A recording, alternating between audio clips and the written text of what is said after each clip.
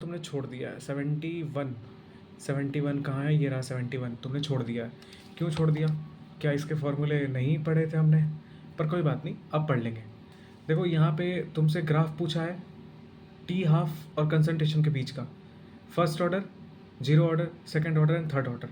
तो इसमें पहली बात की ये रहा मेरी कॉपी केमिकल काइनेटिक्स में तीसरे चौथे पेज पे सारा लिखा हुआ है, जीरो ऑर्डर का सब कुछ लिखा हुआ है उस पर। तुम्हें बस दो फॉर्मूले याद होने चाहिए, एक तो टी हाफ और एक किसी टाइम पे कंसंट्रेशन दे रखी हो, रेट कांस्टेंट दे रखा हो, कुछ तीन जैसे वेरिएबल है, कोई दो दो दे देगा, एक पूछेगा।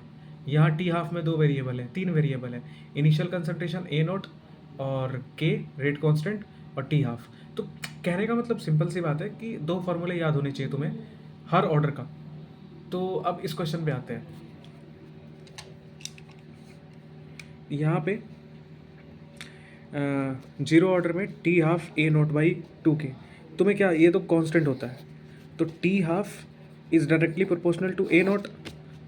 तो ऐसे ग्राफ बनेगा इसका, ये टी हाफ होगा और ये ए नोट होगा। तो देखो कौन सा ग्राफ है ऐसे, ये वाला ग्राफ है, टी हाफ और कंसंट्रेशन के बीच का सीधा। टी हाफ बढ़ेगा तो कंसंट्रेशन, तो ये तो जीरो ऑर्डर का हो गया। उसी तरीके से फर्स्ट ऑर्डर का कहाँ पे है?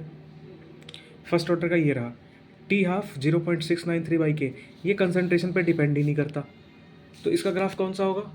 ये हो जाएगा, ये वाला, ये टी हाफ और ये, मतलब टी हाफ को फ़र्क ही नहीं पड़ा कंसंट्रेशन बढ़ने से, वो वहीं का वहीं है।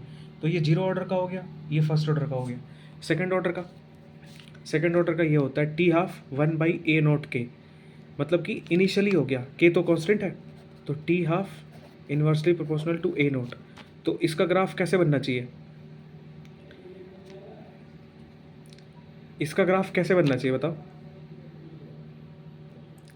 देखो मैंने इसलिए कट करके वीडियो दोबारा चालू करी कि नॉर्मल क्या होता कि ये बनना चाहिए था ऐसे कि टी हाफ बढ़ेगा तो ये घटेगा, लेकिन इसने ग्राफ किस फॉर्म में दे दिया? ग्राफ दे दिया इस फॉर्म में, 1/a की फॉर्म में, ये दिख रहा है ये। तो जिसकी वजह से अब क्या हो गया, ये ग्राफ इससे मैच करेगा। अब कैसे मैच करेगा?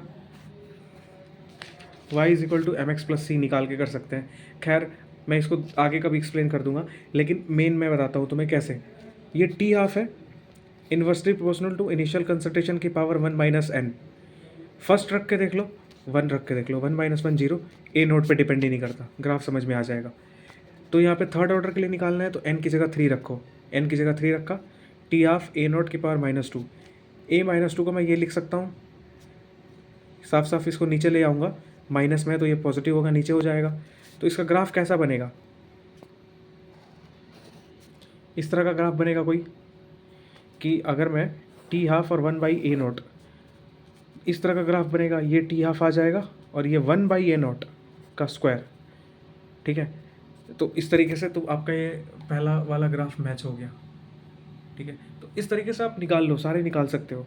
अब मैं इसमें एक और बात तुमसे ऐड करना चाहता हूँ, 3 मिनट की वीडियो हो चुकी है, लेकिन बस देख लो कि इसने जो ऐसे ग्राफ बनाया था ना, टी हाफ तो यहीं पे था, इसने 1/a0 दे रखा है अपने ग्राफ में लेके, इससे ग्राफ का मतलब चेंज होता रहता है।